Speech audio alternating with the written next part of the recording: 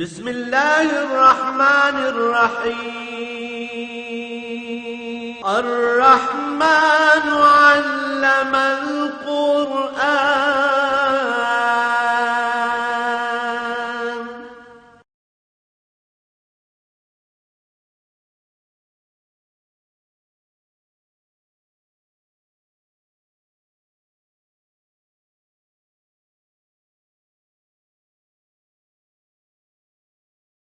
الحمد للہ رب العالمین والصلاة والسلام علی حبیبہ محمد وآلہ وصحبہ اجمعین. اعوذ باللہ من الشیطان الرجیم. بسم اللہ الرحمن الرحیم. یا ایھا الذین آمنوا اتقوا اللہ وابتغوا الیہ الوسیلۃ وجاہدوا فی سبیلہ لعلکم تفلحون. اللهم سبحانك لا علم لنا إلا ما علمتنا إنك أنت العليم الحكيم. مولاي صل وسلم دائما أبدا على حبيبك خير الخلق كلهم. يا أيها الذين آمنوا اتقوا الله. فرمایا اے ایمان والو، اللہ کریم سے اپنا تعلق درست رکھو. تقویٰ کا معنی اردو میں ڈر لکھ دیا جاتا ہے، لیکن یہ وہ ڈر ہے جو کوئی کام کرنے سے رشتہ یا تعلق خراب ہونے کا ڈر ہو. اللہ سے ایسا تعلق کہ کوئی بات کرنے سے، کوئی حرکت کرنے سے، کوئی کام کرنے سے یہ اندیشہ ہو کہ اس سے اللہ کریم ناراض ہو جائیں گے، اس ڈر کو تقویٰ کہتے ہیں. تو فرمایا ایمان کا تقاضا یہ ہے کہ اللہ سے ایسا تعلق ہو کہ اس کی نافرمانی کرتے ہوئے بندے کو حیا آئے، ڈر لگے. محض دعوے ایمان کی کوئی حقیقت نہیں کہ آدمی زبان سے کہتا رہے اور اس میں ایمان کی کیفیات نہ ہو، دل میں وہ کیفیات نہ آئے. اب اس تقویٰ کو، اللہ سے اس تعلق کو قائم کرنے کے لیے، اپنے اندر پیدا کرنے کے لیے، قائم رکھنے کے لیے فرمایا وابتغوا الیہ الوسیلہ. اس تک پہنچنے کا، اس کا قرب تلاش کرنے کا کوئی ذریعہ تلاش کرو. وابتغوا تلاش کرو ذریعہ جو تمہیں اللہ تک پہنچا دے. اس وسیلہ پہ بڑی لمبی بحثیں ہوتی ہیں. کچھ حضرات سرے سے اس کا انکار کرتے ہیں، کچھ حضرات اس کے بغیر زندگی کا کوئی تصور ہی نہیں رکھتے. لیکن حقیقت اس کی کیا ہے؟ یہاں وسیلہ ہے، سین سے لکھا ہوا، واو سین یہ لام وسیلہ. اس کا معنی ہوتا ہے کسی کے ساتھ محبت یا پیار سے جڑنا. جب یہ اللہ کریم کی طرف ہو تو مراد ہوگی کہ تمہیں اللہ سے محبت ہو جائے اور تمہارا تعلق محبت کا اللہ کریم سے استوار ہو جائے. ایک اس کا تلفظ ہے، سواد سے لکھا جاتا ہے، وہ سواد یہ لام، جس سے وصل اور وصال کے حروف الفاظ بنتے ہیں.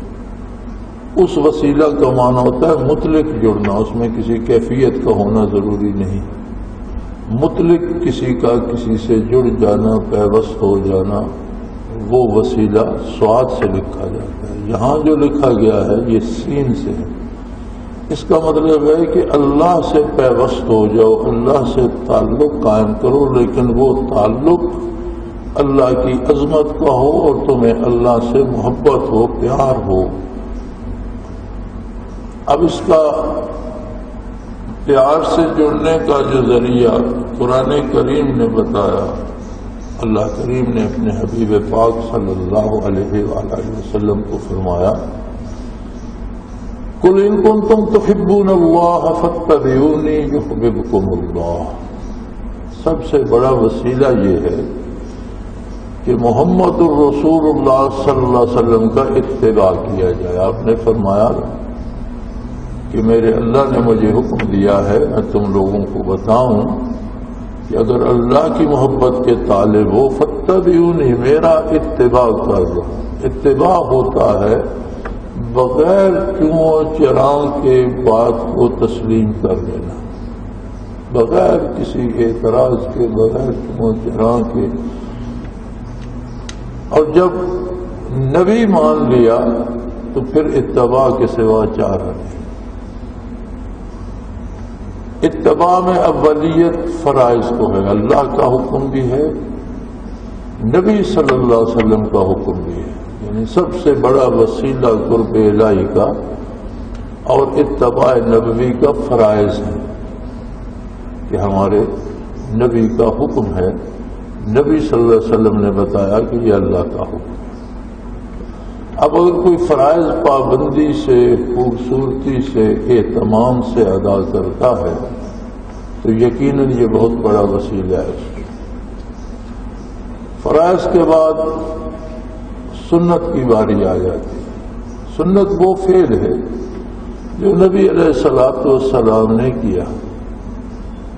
اب فرائض کے ساتھ جو سنن ہے اگر ان کی بھی پابندی کرتا ہے تو مزید قوت مل گئی وسیلے کی اور تعلق مضبوط ہونے کا ایک مزید ذریعہ حاصل ہو گیا۔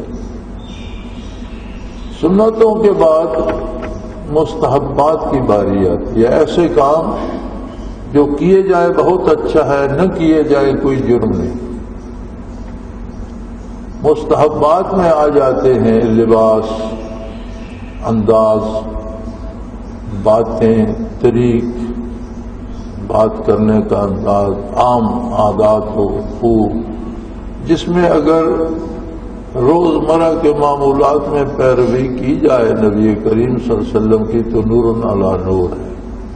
حتیٰ کہ صحابہ کے بعد رضوان اللہ علیہم اجمعین نے اس حد تک پیروی کی کہ ایک دفعہ سیدنا فاروق اعظم رضی اللہ عنہ کا کرتا بن کے آیا، آپ نے زیب تن فرمایا تو اس کے بازو قدرے لمبے تھے، یہاں تک آ رہے تھے، تو آپ نے اپنے بیٹے کو ارشاد فرمایا کہ چھری لے آؤ اور یہ بازو آگے سے اتنے کاٹ لو۔ انہوں نے اس کی ابا جی میں کینچی لے آتا ہوں، اس سے مزیدار کٹ جائیں گے۔ فرمایا نہیں، چھری لے آؤ۔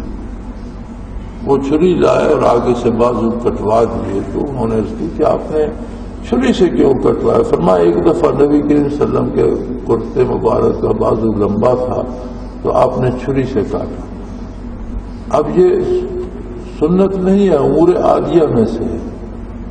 شاید ہو سکتا ہے اس وقت کینچی میسر ہی نہ ہو، صرف چھری میسر ہو، حضور نے چھری سے کٹوا دیا، لیکن یہ ایک محبت کا تعلق ہے کہ کینچی ہوتے ہوئے انہوں نے پسند فرمایا نہیں یار چھری سے ہی کاٹو، حضور نے چھری سے کاٹا۔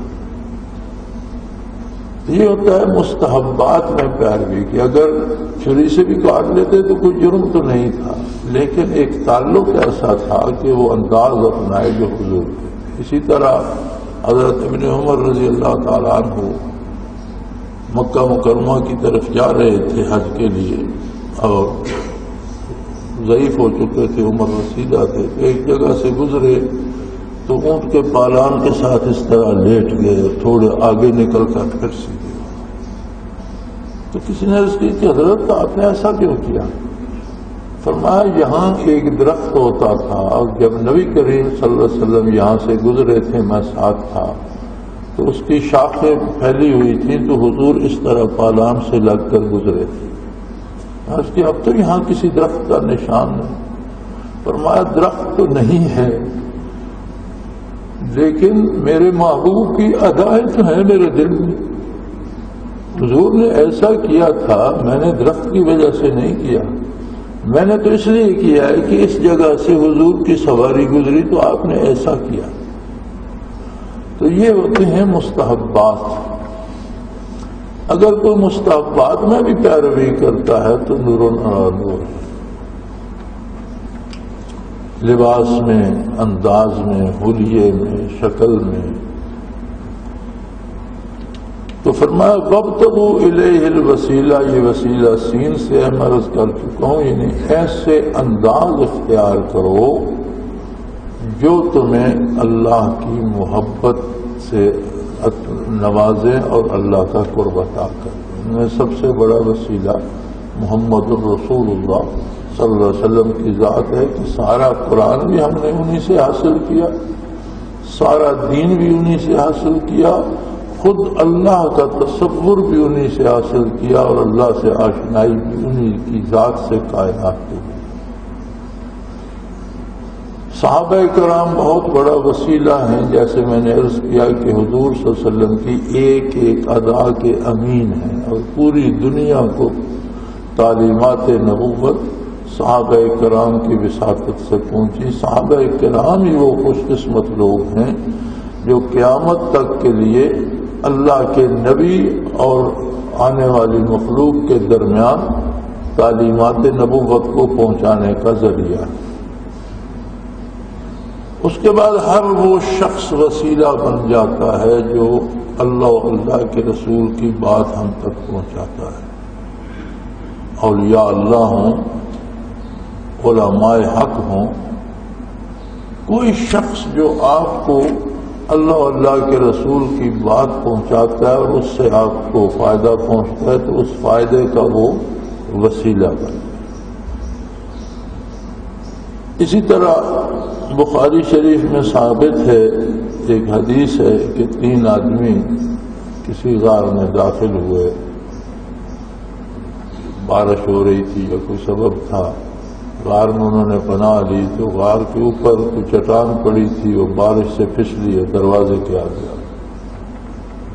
اب وہ تو 3 تھے اور وہ بہت بھاری تھی، شاید وہ 100 آدمی سے بھی نہ ہٹتی۔ راستہ بند ہو گیا، انہوں نے بڑا زور لگایا، تو پھر تینوں نے اپنے اپنے اعمال کے واسطے سے دعا کی۔ ایک نے دعا کی تو وہ تھوڑی سی سرک گئی، دوسرے نے اپنے اعمال کسی عمل کا واسطہ دیا، تھوڑی سی اور سرک گئی، تیسرے نے اپنے ایک عمل کا واسطہ دیا کہ یا اللہ میں فلاں گناہ پہ قادر ہو گیا تھا، لیکن میں نے تیری رضا کی خاطر اس سے اجتناب کیا، اگر وہ میرا عمل مقبول ہے تو اس کے وسیلے اس مصیبت سے نجات دلا، تو چٹان صاف ہٹ گئی، راستہ بن گیا۔ بخاری شریف میں موجود ہے۔ تو اعمال بھی مخلوق ہیں۔ اسی طرح سے ہم کہیں دفتر میں بیٹھے دعا مانگتے ہیں، اپنے گھر میں بیٹھے دعا مانگتے ہیں، گھر سے نکل کر مسجد میں آ جاتے ہیں دعا مانگتے ہیں، تو گھر کی دعا کی حیثیت اور ہے، مسجد میں جو دعا کی جائے گی اس کی برکات اور ہو، اس میں مسجد وسیلہ بن گئی۔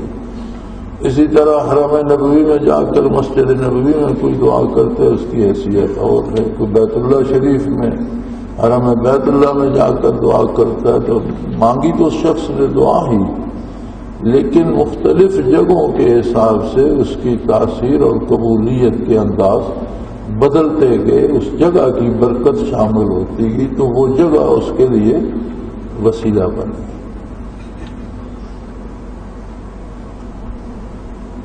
تو وسیلہ اگر اس کے اصلی معنوں میں لیا جائے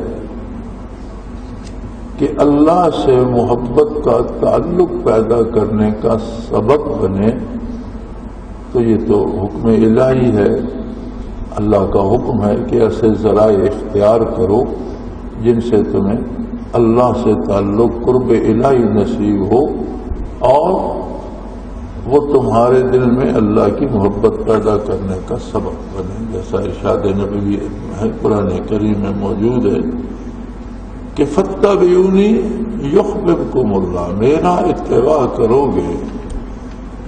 اب اتباع کے مختلف مراحل میں نے عرض کر دیے، فرائض، سنن، نوافل، واجبات، مستحبات، تو جتنا کوئی جس کام میں حضور کا اتباع کرتا چلا جائے گا اتنی اللہ کریم کی محبت اسے نصیب ہو۔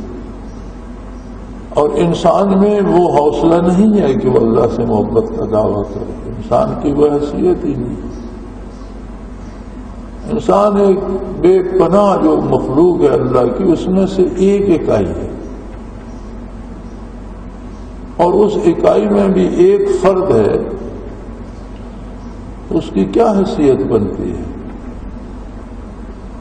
لیکن جب اللہ کی محبت اس کی طرف متوجہ ہوتی ہے تو محبت کو پیدا کرتی ہے۔ یحبہم ویحبونہ، جب اللہ ان سے محبت کرتا ہے تو محبت الہی کا خاصہ یہ ہے کہ ان کے دلوں میں بھی اللہ کی محبت پیدا ہو جائے۔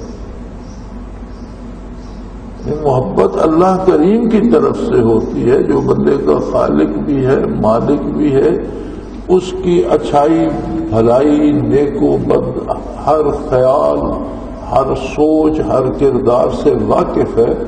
جب وہ کسی کو اپنا محبوب بناتا ہے، جب اس سے محبت کرتا ہے تو اس کے جواب میں یقیناً لازمی نتیجہ ہے اس کا کہ بندے کے دل میں بھی اللہ کی محبت پیدا ہو جاتی ہے۔ یحبہم ویحبونہ، اللہ ان سے محبت کرتا ہے، وہ اللہ سے محبت کرنے لگتے ہیں، اور اس کا وسیلہ ہے محمد الرسول اللہ صلی اللہ علیہ وآلہ وسلم۔ اور وسیلے کا اصل مفہوم یہ ہے کہ اللہ سے پیوست کرے محبت کے ساتھ، خشوع و خضوع کے ساتھ، عظمت الہی کی کیفیات کے ساتھ۔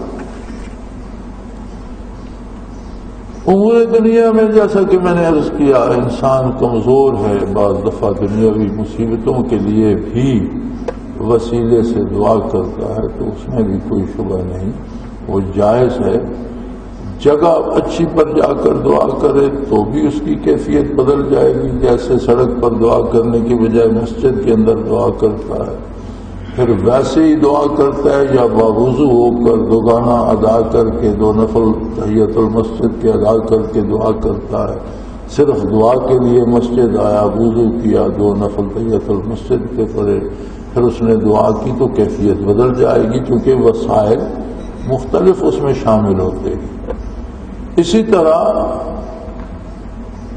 اہل اللہ اور اولیاء اللہ اور مشائخ وسیلہ بن جاتے ہیں محبت الہی کا، ان کی توجہات سے، اس نور سے جو ان کے دلوں سے عالموں کے دلوں میں منتقل ہوتا ہے، خشیت الہی پیدا ہوتی ہے، اطاعت الہی کا جذبہ بیدار ہوتا ہے، اور وہ وسیلہ بن جاتے ہیں، وہ سبب بن جاتے ہیں انوارات و برکات کو قلب اطہر پیغمبر صلی اللہ علیہ وسلم سے لے کر طالب تک پہنچانے کا۔ اس سے بڑا وسیلہ کیا ہوگا؟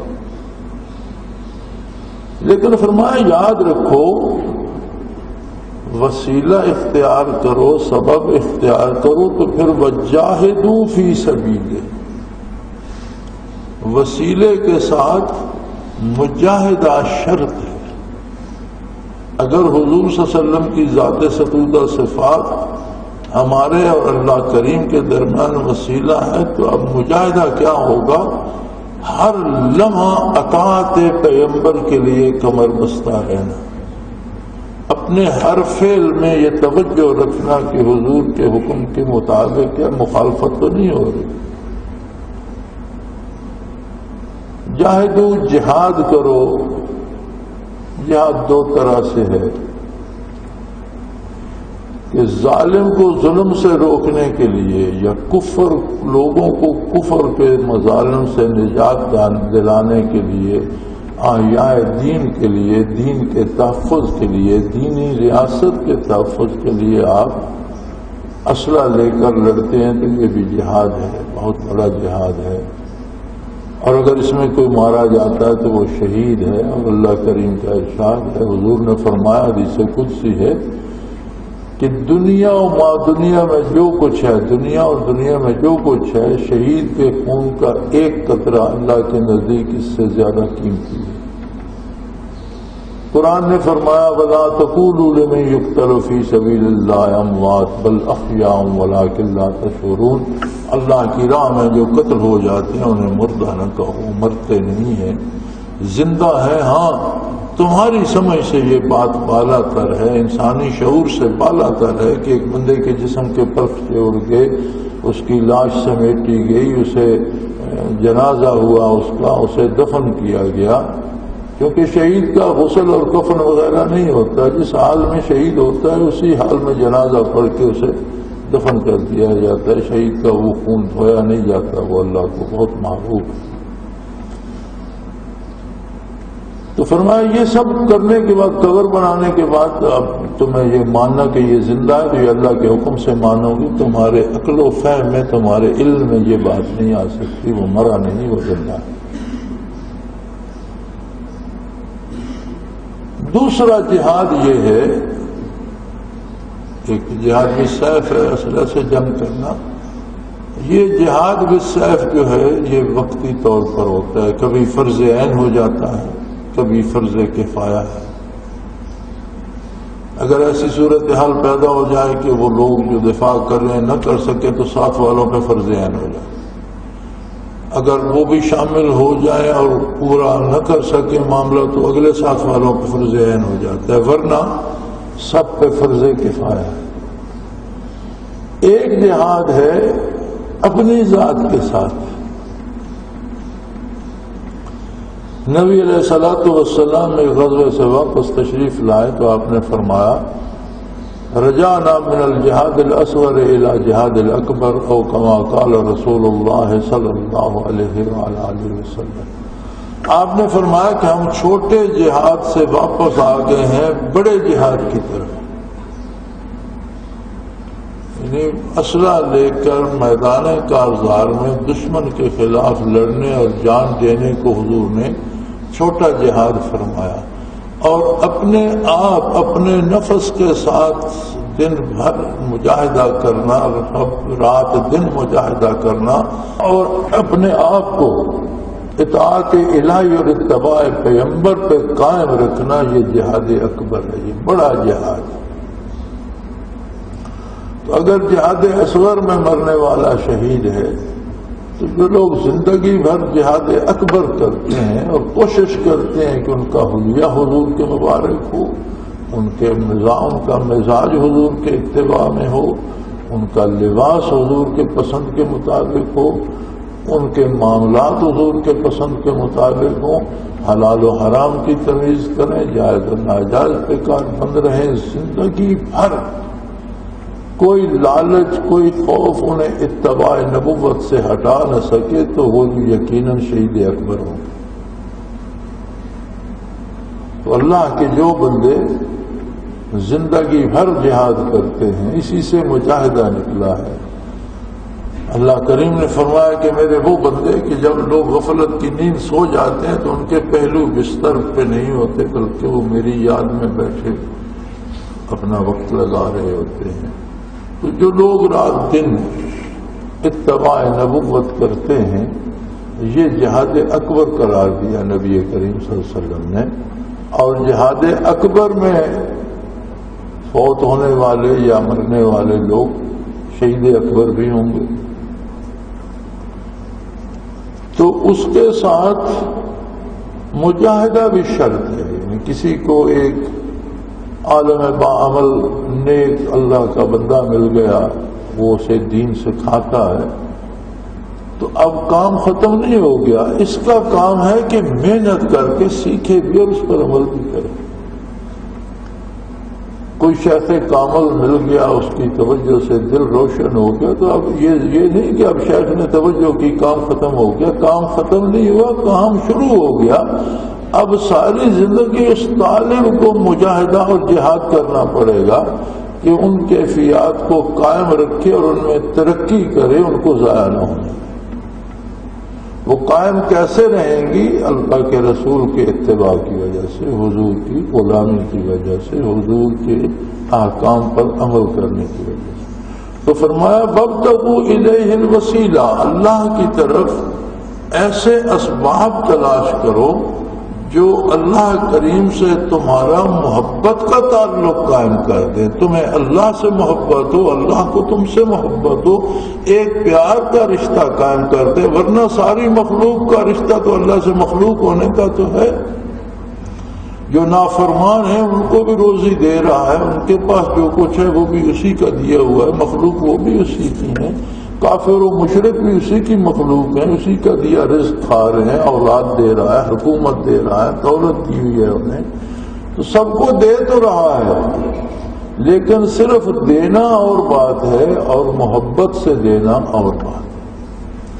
تو مومن کو زیبا یہ ہے کہ اسے جو بھی ملے اس میں اللہ کی محبت بھی شامل ہو، اور وہ جو بھی کرے اس میں اللہ کی محبت شامل ہو، اللہ کی طرف سے اسے محبت نصیب ہوتی ہے تو اس کی طرف سے اس کی بارگاہ میں بھی محبت بھرے سجدے، محبت بھرے اخراجات، محبت بھرا اقدام، محبت بھرے اعمال، ایسے اعمال پیش ہوں جن میں اللہ کی محبت ٹپکتی ہو۔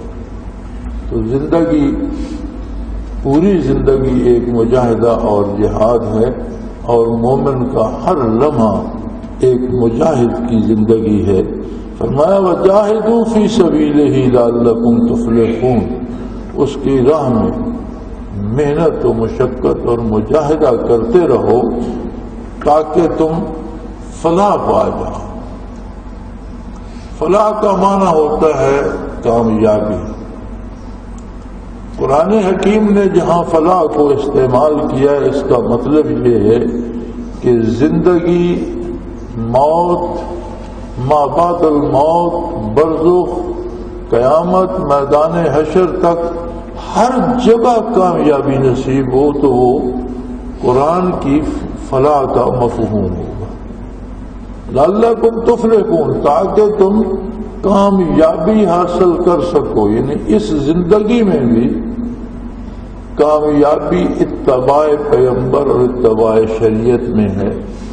حالات زمانے کے بدلتے رہتے ہیں، کبھی دولت آ جاتی ہے، کبھی افلاس آ جاتا ہے، جوانی آتی ہے ڈھل جاتی ہے، بڑھاپا آ جاتا ہے، صحت ہوتی ہے چلی جاتی ہے، بیماری آ جاتی ہے، بیماری آتی ہے چلی جاتی ہے، اللہ کریم پھر صحت دے دیتے ہیں، سورج نکلتا ہے، فجر ہوتی ہے، صبح سہانی ہوتی ہے، تپتے دوپہر ہوتے ہیں، پھر پچھلا پیر ہوتا ہے، پھر رات آ جاتی ہے۔ اسی طرح زندگی چلتی رہتی ہے۔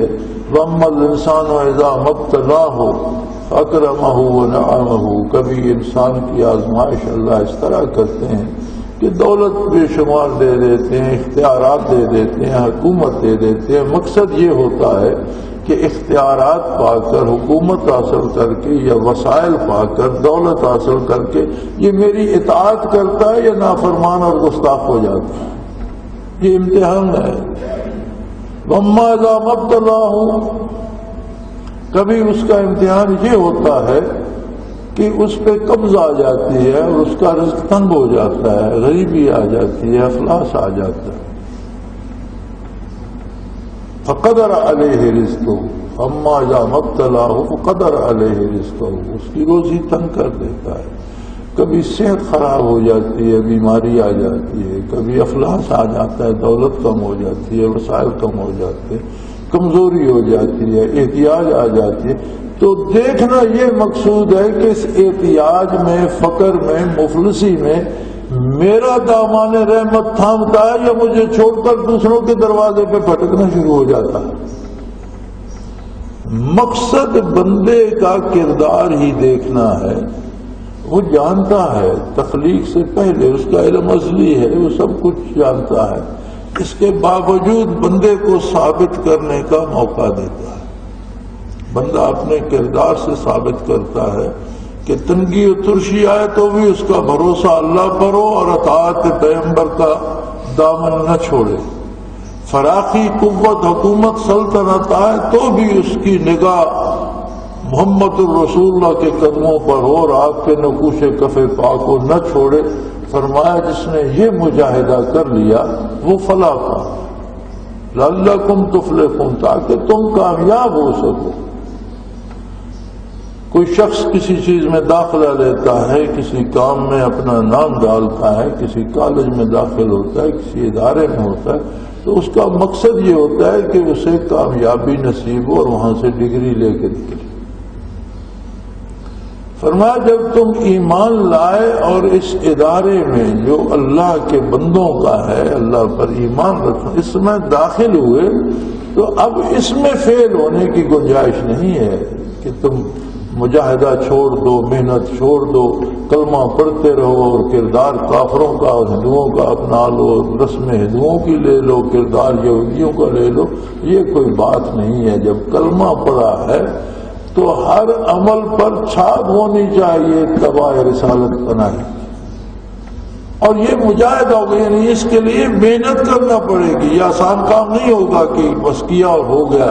ایک آدمی کو اللہ 100 سال عمر دے، وہ 100 سال نماز پڑھتا رہے تو وہ عادت نہیں بنتی، ہر نماز کے لیے پھر اہتمام کرنا پڑتا ہے، اس لیے کہ یہ مجاہدہ ہے۔ کوئی آدمی آپ نے ایسا نہیں دیکھا ہوگا جو بغیر اہتمام کے خود بخود نماز پڑھ لیا، ایسے نہیں ہوتا۔ ہر نماز کے لیے اہتمام کرنا پڑتا ہے، اٹھنا پڑتا ہے، خود کو تیار کرنا پڑتا ہے، وضو کرنا پڑتا ہے، چل کے جانا پڑتا ہے مسجد۔ اسی طرح ہر نیکی کے لیے اہتمام کرنا پڑتا ہے، برائی سے بچنے کے لیے اہتمام کرنا پڑتا ہے۔ یہ اہتمام و انصرام جو بندہ کرتا ہے اسے اللہ نے جہاد قرار دیا، اور یہ جہاد اکبر۔ وسیلہ تلاش کرنے کا حکم دیا، اور یہ وسیلہ میں نے عرض کیا کہ سین سے ہے، اس سے مراد ہے ایسی ہستی، ایسا کام، ایسی بات، یہ سب وسیلے ہیں۔ سب سے بڑا وسیلہ اللہ کا نبی ہے، سب سے بڑا وسیلہ اللہ کی کتاب ہے، سب سے بڑا وسیلہ حضور کے ارشادات عالیہ ہے، اس کے بعد سب سے بڑا وسیلہ صحابہ کرام رضوان اللہ علیہم اجمعین ہے، اس کے بعد سب سے بڑا وسیلہ اولیاء اللہ اور علماء حق اور علماء ربانیین کی ذوات مقدسہ ہیں۔ یہ عجیب لوگ ہوتے ہیں۔ لیڈر تو دنیا میں ہر قوم کے پاس ہیں اور ہر طبقے کے پاس ہیں، لیکن آپ دیکھیں دنیاوی لیڈر جو ہوتے ہیں وہ جذبات سے کھیلتے ہیں، اور وہ ہٹلر ہو یا ماؤ زے تونگ ہو یا لینن ہو، کوئی بھی ہو، نیپولین بوناپارٹ ہو، کوئی بھی ہو، تو وہ انسانی جذبات کو ہوا دے کر کچھ لوگوں کو جمع کر لیتے ہیں اور ان سے کام لیتے ہیں، لیکن جب وہ جذبات سرد ہوتے ہیں تو وہی لوگ ان لوگوں کی مخالفت کرتے ہیں۔ آج جرمنی میں ہٹلر کا نام سننا کو پسند نہیں کرتا، چین میں ماؤ زے تونگ کو گالیاں دی جاتی ہیں۔ جب لوگوں کو ہوش آتا ہے تو پھر وہ بدل جاتے ہیں کہ یار اس نے ہم سے کیا کروا دیا۔ نبی کی جو لیڈرشپ ہوتی ہے، جو قیادت ہوتی ہے، وہ بندے کے جذبات کو نہیں ابھارتا بلکہ جذبات پر اس کو کنٹرول عطا کرتا ہے اور محبت الہی پیدا کرتا ہے، اور جو ارشاد فرماتا ہے نبی اس کے ساتھ کیفیات بھی ہوتی ہیں، وہ کیفیات دلوں کو سیراب کرتی ہیں اور بندہ بدل جاتا ہے۔ اور نبی پر ایمان لانے والا جب تک ایمان میں ہے کبھی نبی کی توہین کا تصور نہیں کر سکتا، احسان مند رہتا ہے، محبت کرتا ہے، عشق کرتا ہے، پیار کرتا ہے، اتباع اور اطاعت کرتا ہے۔ اگر ان سے محروم ہے تو پھر اسے تعلق نصیب ہی نہیں۔ تو فرمایا اللہ کی طرف وسیلہ تلاش کرو، ایسا سبب جو تمہیں اللہ سے جوڑ دے محبت کے ساتھ، وجاہدوا فی سبیلہ، اور پھر اللہ کی راہ میں مجاہدہ کرو، محنت کرو۔ پھر کوئی ایسا سبب مل جائے، جیسے نبی کریم پر ایمان لے آئے ہو تو پھر محنت کر کے زندگی کو حضور کے اتباع کے مطابق ڈھال لو۔ کسی ولی اللہ سے رشتہ استوار ہو گیا تو اس سے انوار و برکات لینے کے لیے اور ان کی حفاظت کے لیے محنت کرو، مجاہدہ کرو۔ لعلکم تفلحون، تاکہ تم کامیابی کو پا سکو۔ اللہ کریم توفیق اطاعت عطا کرے اور یہ محنت و مجاہدہ نصیب فرمائے۔ وآخر دعوانا الحمد للہ رب العالمین۔ اللہ اللہ اللہ اللہ اللہ اللہ اللہ اللہ۔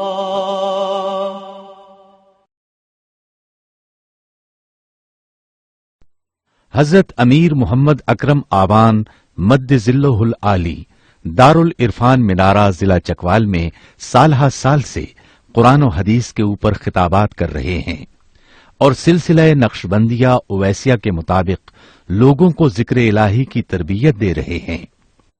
وہ قرآن پاک کی تفسیر ترتیب وار بیان کر رہے ہیں۔ تفسیر قرآن کو وہ موجودہ ملکی اور بین الاقوامی حالات کے مطابق بیان کرتے ہیں۔ موٹر وے سے کلر کہار کے انٹرچینج سے نکلتے ہوئے کلر کہار کی جھیل سے ہوتے ہوئے میانی، بوچھال اور نور پور سے گزرتے ہوئے دارالعرفان منارہ پہنچ سکتے ہیں۔ حضرت امیر محمد اکرم آوان نے بچیوں اور بچوں کی دینی اور دنیاوی تعلیم کے لیے سقارہ اکیڈمی کے نام سے ایک درسگاہ بھی قائم کی ہے، جس کا افتتاح ملک پاکستان کے صدر جنرل محمد ضیاء الحق نے اپنے دست مبارک سے کیا تھا۔ وہ تمام احباب جو اسلام کی طلب رکھتے ہیں ان سے گزارش ہے کہ دارالعرفان منارہ ضلع چکوال میں امیر محمد اکرم آوان صاحب کے خطابات سے مستفید ہوں۔ وہ ہر جمعے کو نماز سے پہلے بیان فرماتے ہیں۔ ہر ماہ کی پہلی اتوار کو ماہانہ اجتماع ہوتا ہے جس میں آپ خصوصی خطاب فرماتے ہیں اور پاکستان کے چاروں صوبوں سے احباب اس اجتماع میں شرکت کرتے ہیں۔ اس کے علاوہ یہاں سال میں 2 مرکزی اجتماعات بھی ہوتے ہیں، ایک رمضان المبارک میں اعتکاف کا اجتماع اور دوسرا جولائی اور اگست میں 40 دن کا اجتماع ہوتا ہے جس میں روحانی تربیت کی جاتی ہے۔ اپنا خون سیماب دے کر اتنا ہم کر جائیں گے، نام آقا کا چمن میں پھر رقم کر جائیں گے۔